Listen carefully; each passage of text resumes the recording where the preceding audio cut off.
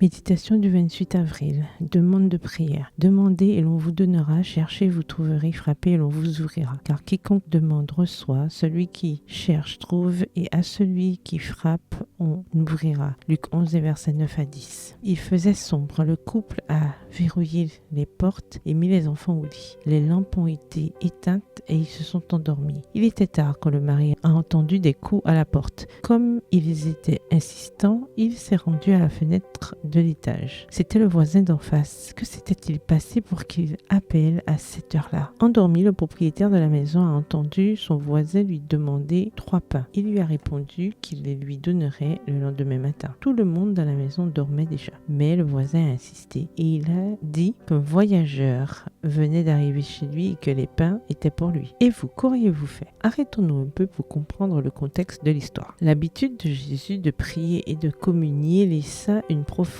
impression sur ses disciples. Un jour, il le trouvait absorbé dans son imploration. Semblant ignorer leur présence, il continua à prier à haute voix. Le cœur des disciples fut ému. Lorsqu'il eut terminé, ils lui demandèrent de leur apprendre à prier. À leur demande, Jésus prononça la prière connue sous le nom de Notre Père et illustra la leçon qu'il voulait leur enseigner par cette parabole de l'homme qui demandait du pain pour son ami voyageur fatigué. Sa compassion pour son ami l'amena à harceler son voisin qui finit par répondre, mais il insista jusqu'à ce qu'il reçoive le pain. Contrairement au voisin égoïste qui répondait à l'insistance pour se débarrasser de quelqu'un qui le dérangeait, Dieu, plein de compassion, désire répondre à nos demandes. Cependant, il nous donne pour que nous puissions servir les autres et ressembler ainsi à Jésus. Le meilleur que Dieu nous promette est son Saint-Esprit qui nous est donné pour le glorifier en coopérant avec lui au salut des pécheurs. Les bénédictions que nous demandons à Dieu doivent être partagées. Nous demandons la guérison des biens matériels et une solution à nos problèmes.